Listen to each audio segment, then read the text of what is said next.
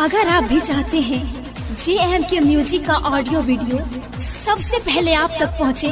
तो हमारे चैनल को सब्सक्राइब करें और साथ ही बेल आइकन के घंटी को दबाना ना भूलें।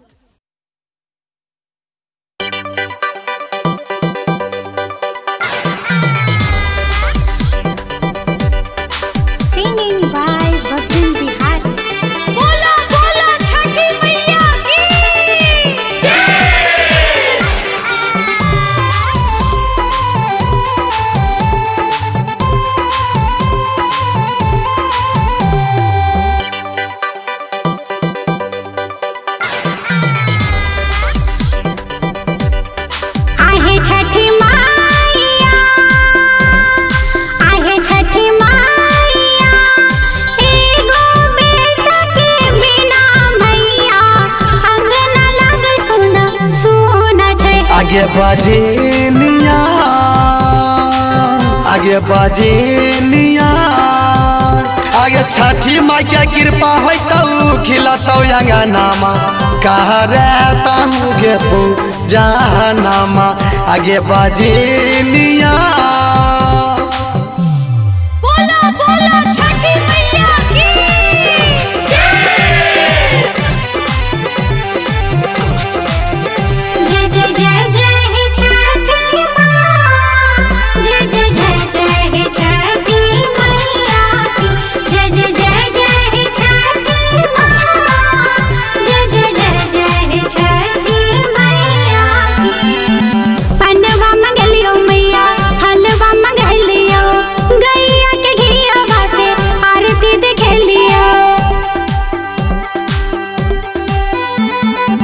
हाथ जोड़ी बिरती मैया करे पुकार हे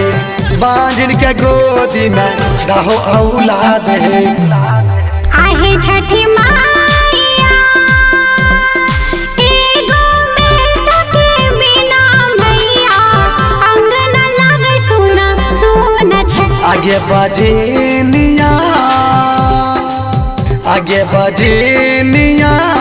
छठी माई के कृपा हो तो खिलतौ अंगनामा कह रहता हूँ गे पूजनमा आगे बजनिया बोले बोले छठी मैया की जय जय जय जय छठी माँ जय जय जय जय छठी मैया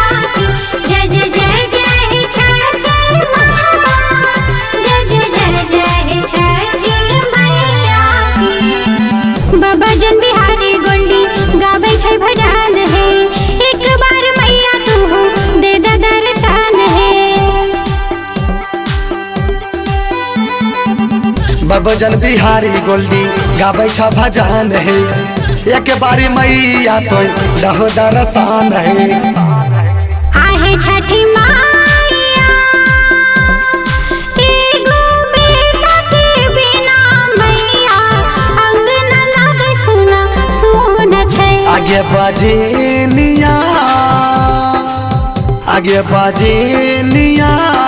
छठी माई के कृपा हो तो खिलतौ अंगनामा